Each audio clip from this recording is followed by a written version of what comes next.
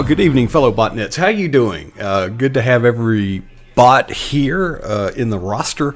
Hope that you've been enjoying some of the less than favorable articles that have come out recently. But, well, I'll talk about that later. Right now, I've got a treat for you.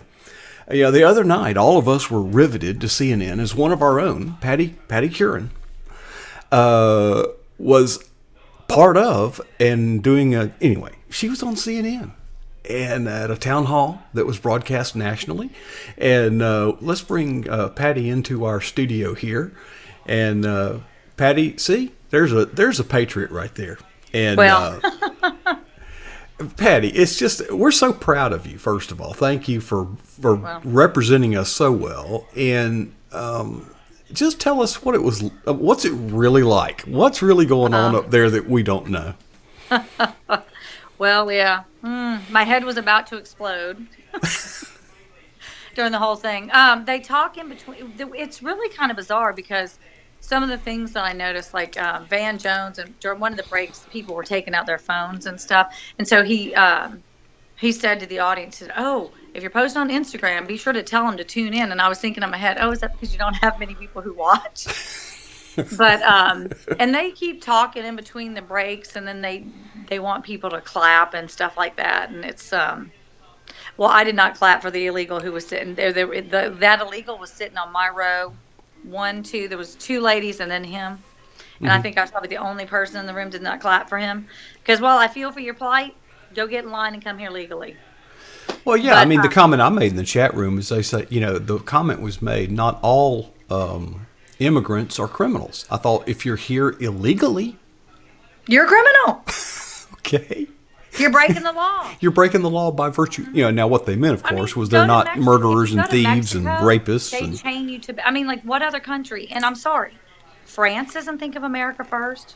Canada doesn't think of America first. Canada thinks of Canada first. Britain thinks of Britain first. It's time we put America first and stop. I mean, we have to secure our borders. And when he said, and this is what I was asking my kids because my kids watched it. Now, how old are your kids? Because it got a little bit blurry because, literally my head felt like it was going to explode. If you watched the whole thing, you probably got the same feeling I did. But that when he played that video with the Border Patrol agent and they show the drugs that this Border Patrol agent's showing the drugs that they intercepted. And Van Jones asks him, "Do you feel for him?" And the Border Patrol agent says, "No, I don't feel for him." And I don't know if he said it on the video or if he said it at that break because they went to break after that. That set, like they showed the video, they talked, and they went to a break.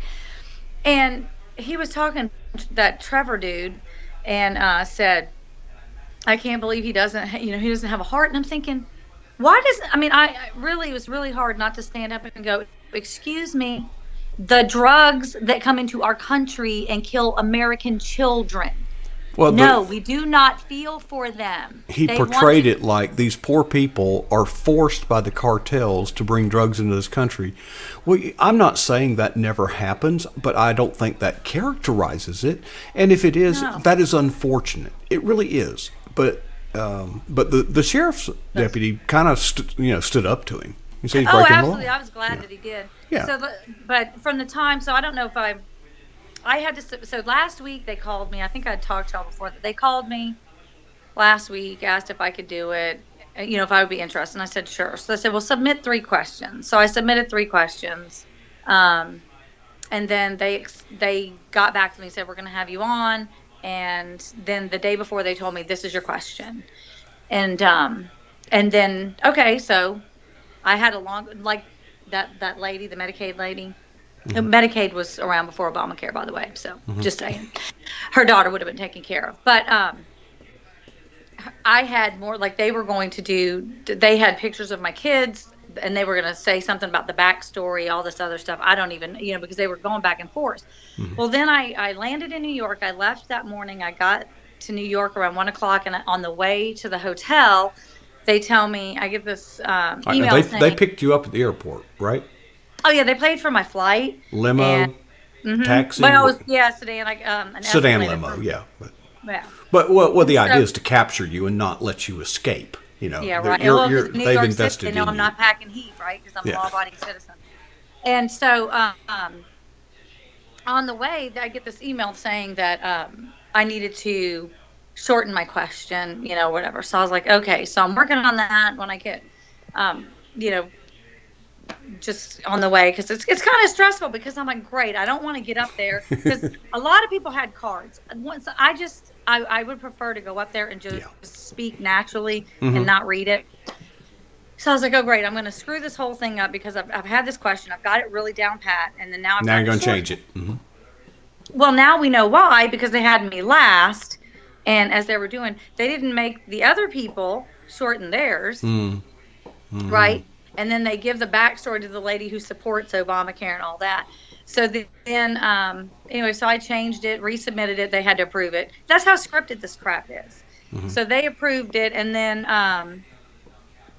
we, had to head over to CNN. We had to be at the building by 7 and go 7 through security. a.m. PM. Oh, thank goodness. Okay, so I'm trying to get the itinerary down. Okay, they put you on an airplane. They Mm-hmm. meet you at the airport. Was there one of those Drive us guys? to the. Was there one of those guys holding a card? You know. Mm-hmm. Okay, Yeah, I had my so name. okay, good. I So can get used to it. You know what I'm saying, right? Now the yeah. hotel. But backing up, so I get to the hotel. I describe the hotel as a little bit of swank with minimalist prison. Okay, I'd have to show Mm-hmm. you some photos of it. The bathroom. I mean, this is like total bizarre liberal crap. Mm-hmm. So oh no, it's bizarre. And so you go, you're in it's this little room, which I mean, hey, they paid for it. I'm not going to complain, but it's like bizarre. The bathroom was see through. No, I mean like see through. You sit in the bed, you look straight through to the shower, which then you can see the toilet. Okay. And then there's like this little sheer thing that you can pull in front of it. So you go like this, and just like my face right now, you can still see it. Hmm. And I thought this is really bizarre. Yeah, and then it looked like cell blocks, except the doors were painted green. So anyway, we had to walk over to the CNN building because this was just right up the street where they Okay, had us well staying. let me back up a step. So you're basically picked up, taken in a sedan limo to the hotel. Mhm. Now, do they have a handler accompanying you at this time? Okay, No, so all right, so you just go to the hotel, and you've really got several hours to kill now. right. And I mean, I go to the hotel, I check in, but except I have to revise my question. Well, yeah, but So anyway, so I walked up to Central Park. Well, I first found food, and then I walked up to Central Park and tried to revise my question, submitted it for approval and all that, and then walked over to the CNN building at 7. The I already told you this, but you'll have to hear it again since I didn't hear it. So I walk in the building, and the security guard, the first one, says, what are you here for? And I said, oh, I'm here for the Van Jones show. He goes, Van Jones? I said, yeah. I mean, like, I'm looking like, okay, whatever. I'm like, yeah, like this show, they're having me. And I go, you want to see my paper? Because you have to print off this little paper to be able to get in. And then he goes, are you here for the town hall? And I go, yeah. He goes, oh, okay. He didn't even know who Van Jones is. So then you go through the security there. Then you sit down. Then they put these little wristbands on you, and these ladies are, talking. And then they take us around, and then we go up into the studio, and then we have our bags searched. Again, before you go into the smaller studio inside the studio. Mm-hmm. And then once we got in there, Anderson Cooper was behind us taping with a bunch of, who cares? I mean, Mm-hmm. and I'm like, I think all these people were so excited. And then Van Jones came in just before, probably like 15, 20 minutes before the thing started. And everybody was spawning all over him and stuff. And well, I mean, to some degree, I guess we do that with our conservative people. But anyway, I don't like communists. So, yeah, I mean, you really, he's a self-avowed communist, isn't he? I don't know. I didn't know him. I don't watch CNN. I mean, I never saw it until I watched a couple of clips before I left, so I could kind of be prepared for where, going into the Lion's Den. And then the people, they have people all around this room, the cameramen and all this stuff. And then they have somebody they come in and they say, when it's your turn to ask the question, we're going to tap you on the shoulder. Then you come get in place over here, and then Okay. get to you.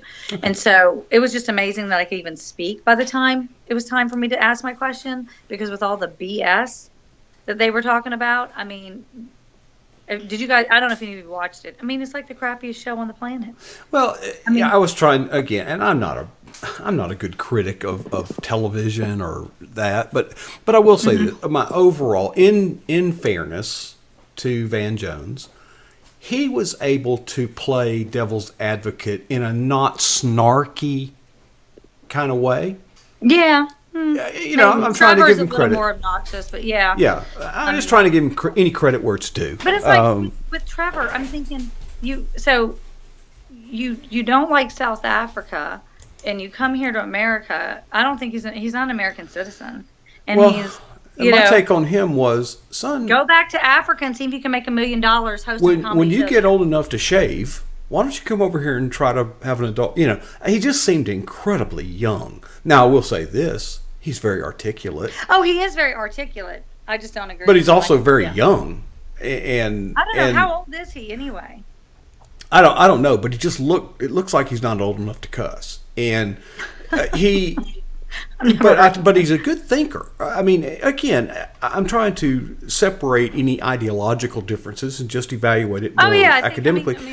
When he was asked a question, he would turn the question around and say, "Well, look at it from the other point of view." I thought, well, that's pretty cranial. He was actually, I think there was the black gentleman that voted for Trump. That poor guy Tim that I felt sorry for. Bless his heart, he voted for Trump. And then I think there were a couple people behind me that didn't ask questions. So I didn't, because they raised their hand when they asked who voted for Trump. And then the lady directly in front of me, the one who asked the question about Hollywood, she said she was a Republican. And then myself, and I think that's it. I do think of all the people that were in there, I was the most conservative. Okay. Because well, overall, the other people seem to like CNN and know the people. I mean, I had never heard of Van. I mean, I had heard of him, but not like that he had a show. You mean like we knew he was in the Obama administration, right? And that was really it. Overall, I mean, you were treated professionally. Oh yeah, the CNN was really nice. My only thing but we already knew it was going to happen, because they don't want to answer, because they can't. I don't think liberals can face the fact that Obamacare harms real people, because if they have to admit that it harms real people, real families, real children, then they would be forced to do something about it. They would then, they'd have to accept I'm wrong, and they won't. So that's why Van Jones deflected. And and then again, my questions were written for Van Jones and Trevor Noah. Then I found out probably a few hours beforehand, that I would be asking my question of Stephen Moore. And I don't know, do y'all know who he is, right? Yes. He started Club for Growth, and he's with Heritage now and whatever. Okay. And so anyway, I kind of had to change my question around a little bit there. But when I asked my question, because one of my friends said, well, didn't he answer your question? I said, well, no. I asked my question. Then Van kind of, intercepted it and asked him another question. Right, he intercepted it. They don't want to say, they can't say Obamacare's not working. They can't even say Obamacare's not working for one person, two people, three people. They don't care. But that was my biggest thing, is that they didn't actually answer the question. Well, the Patty, I think is all scripted, and they really need to have, if you want to have an open discussion, you need to have a debate where you can debate, talk about these things. But you notice they asked the more liberal question, the people who, the people who I assume were liberals or not as well versed, and I don't want to sound conceited, but I mean, I had posted all three of my questions, and it's obvious I know policy by the three questions that I submitted, because my other two questions, my first one was was longer than what I'd asked. It was a little bit more detailed like the other ladies. My second one, I asked Trevor, because, he had an emergency appendectomy many months ago, or, a few months ago. And he was on his show complaining about the wait times and all this and the paperwork that they had to do. And so my question related to that, saying, I have two kids who have emergency room protocols, and we've noticed a difference in, quality of care and wait times, and we have protocols. And Mm-hmm. how do you expect more government regulation? Mm-hmm. How do you expect doctors to be able to focus on patients with more government regulation? Yeah. Well, they didn't pick that one. And then my third question, which, I mean, I knew they wouldn't pick that one, and I knew they wouldn't pick this one. Mm-hmm. My other question was for Jones, and I said, Mr. Jones, in your home state of Tennessee, you still have 4 insurance providers Mm-hmm. participating in your state exchange. In my home state of North Carolina, we only have 2. 33% of the counties in this country have 1 insurance provider. Mm-hmm. And I started off, before that, I said, I have chronically ill kids. I'm worried about their health care coverage. And then I said, how can, the American people expect to have choice in health care when they're forced to only purchase from one Right. provider? You knew they weren't going to take that, because that blows their whole Right. premise out of the water. That's not within the narrative of the show. And honestly, I mean, it's their show. You're a guest at their dinner table. You make the points you can. Oh, absolutely. But it's all, I mean, I think they have you submit the questions because they have to have their answers. See, he already knew he was going to. Well, that's a very good point. I think they're actually, not going to have, and they, and that's why I think my time was limited, because he didn't want to have a back and forth with me. no, and of course the purpose of that show is, they bill it as a town hall. Well, it's not. It's not. But I think actually the most germane point that you made in this narrative, in this whole thing, was that healthcare. Now, and you of all people are well qualified to say this. Now, for those of you that don't know Patty personally, Patty, give us the 60-second elevator pitch. You have a child. I mean, I have 2. You're not right, but you tell us your story without all the gory details. Just tell us the story about your child and the health care needs that he has. My 2 youngest children have been under anesthesia over 85 times in the last 20 years. In the last 2 years, they've had 14 surgeries, 2 or 3 2-week-long hospitalizations, several couple-day hospitalizations, emergency room visits, lots of procedures. And so my point being, they're pre-leukemic. They have a bone marrow failure syndrome. So, I mean, we know the medical system pretty well. Over 20 years, we know the differences. We know what kind of care we got in the beginning. So here's my take. If anybody should be up pleading for assistance and help and calling upon compassion it would be you. Now, for somebody who's perfectly healthy to say, I don't care about all the sick people, I mean, that's the way they'd like to. But you actually have a health care crisis that you have lived basically the entire life of your children. Mm-hmm. And you say that health care is not a what you call natural right. It's not a natural right. You're not entitled to health care. No. Okay. Because your natural rights end when they infringe upon someone else's. You and I do not have the right to force someone to labor for us, nor do we have the right to force someone to give us the fruits of their labor, whether it be a drug product, antibiotic, any kind of needles or medical device that they've made with their own hands, that they've labored or created a company. We don't have the right to force them to give that to us. Healthcare is not a natural right. Yeah. God doesn't force us to know him, to love him, to serve him. God didn't force the Good Samaritan to go and help the man in the ditch. He didn't force him to go give money to the innkeeper to take care of him. And that's the whole thing, is as Christians, now as a Christian, I am called to help my neighbor. I am called, but it's not the role of government. And it's not a natural right. And then the government doesn't have the power given to it in the Constitution to do these things. Right. Because otherwise we're just slaves. If we can force doctors and nurses to work for us for low wage or no wage, then government can force any one of us to do anything it wants for no wage and low wage. And it's a slippery slope. Mm-hmm. And so, no, it's not a natural right. And I say that having 2 kids. I mean, and I think that's why they're afraid of me, because they know that I walk the walk. You know what I mean? I don't just talk the talk. Exactly, Patty. And unfortunately, and government doesn't need to be involved in health care. We need a free market system. I mean, we don't need to replace Obamacare. We need to repeal it. And then we need to repeal, just letting insurance companies compete across state lines. Certificate of need states, get rid of them. We need to get rid of that. We need tort reform. There's so many things that already are, that are a damper on the free market. And if imagine the power of the free market if we actually had a free market. But again, they don't want to have that discussion. I remember the day, and I borrowed this from Zig Ziglar, and I'm modifying it a little bit. I remember the day when a postage stamp was 5 cents and a long distance phone call was over $1 a minute. And now the government quit regulating telecommunications, and guess what? Now a postage stamp is what? And long distance is how much? I really think that to characterize conservatives as lacking compassion, my comment to that is that for the bleeding heart liberals, they're very compassionate with money confiscated from others. Oh, absolutely. See, that we conservatives, we go on mission trips. We help people at soup kitchens. We go,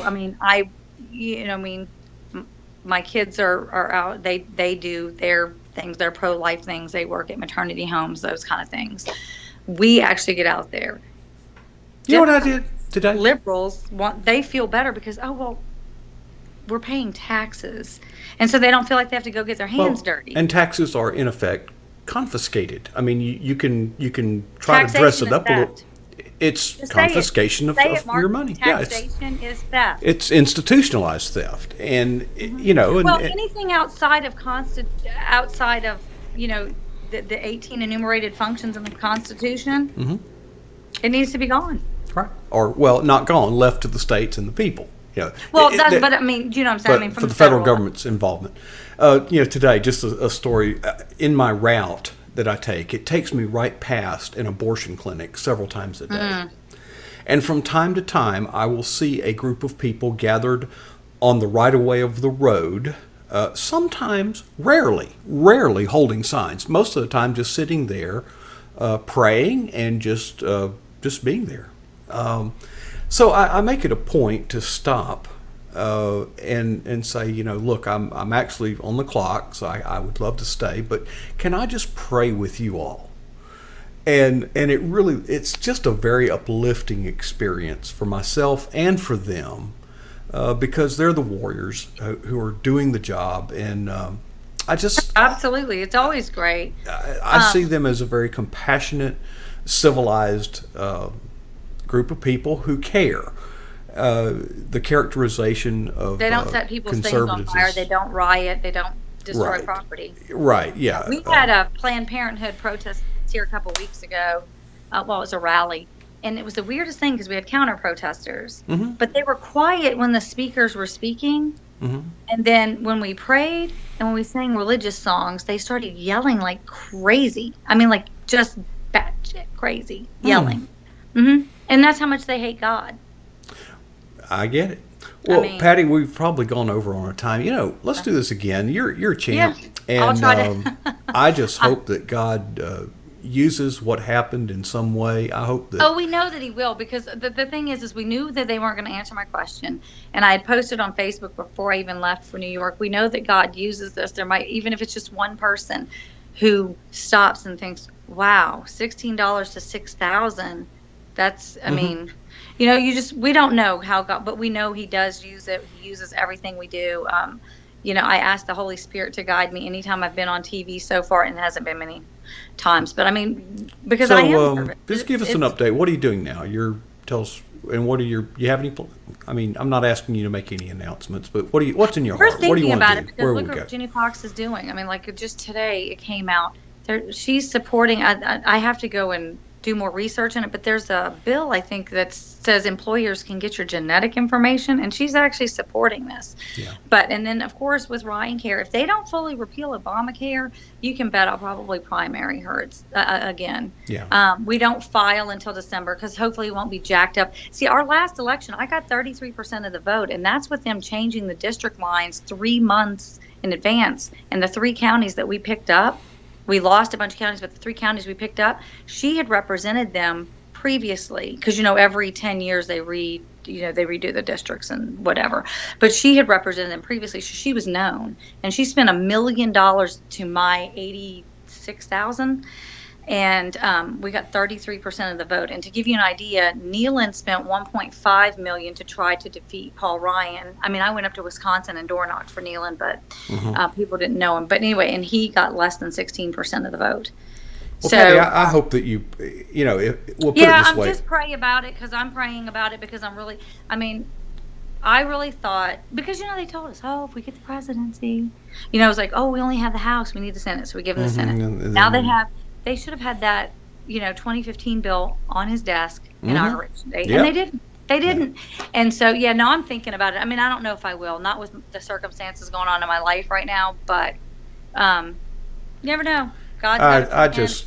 And if he calls us to do it, then, he'll take care of it. So whether it's that or, I do. I'm going to be an activist forever and a day. So I interact with numerous, activists, and you know what I tell them? I say, I'm not trying to talk you into this, because if I have to talk you into it, I'll probably have to talk you into it over and over and over, and then somebody else will talk you out of it. And honestly, if God's not calling you to do it, don't do it. But if God is calling you to do it, you must do it. You simply must do it. I'm getting little bits here and there, but I don't know, so just pray about it. Oh, I'm getting another call from another one of those conservative activists. I won't be able to answer. I'll call her back. But Patty, God bless you. Thanks for sharing with us tonight, and let's stay in touch. All right, we will. Bye. All right, bye now. Okay, well, folks, you can hear my phone ringing as more of the patriots and conservatives and evangelicals circle up our wagons. There's some stuff going on that hopefully I can share more about, but we've taken up almost 30 minutes. Let's get back to some good tunes and have a little party, let our hair down, and maybe at the bottom of the hour we'll come back on. I got to get some coffee. I got to return that phone call. But you all are champions of the cause. Zan, good to see you. Barbara, our video co-host, if you could, for those that are new here, Zan and others, show them the tweet scheduler function. It's much better. It's actually more effective. It's actually easier to use. And it is actually more effective than interactively pressing all the tweet buttons. And I will call your attention to the Confirm Gorsuch action page. Folks, we've put a lot of work into this, and we're gearing up for the hearings that start on the 20th. And I'll put a link in there after I make the coffee, but please visit that page in particular. Tweet those members of the Senate, because that's, it's important, and people don't think that we've got this one in the bag. Please, let's not have complacency. And let's be vigilant to secure the gains that we have made and make it work. Okay, I'll turn the controls back over to Barbara as we continue our live PJNet full repeal #rally.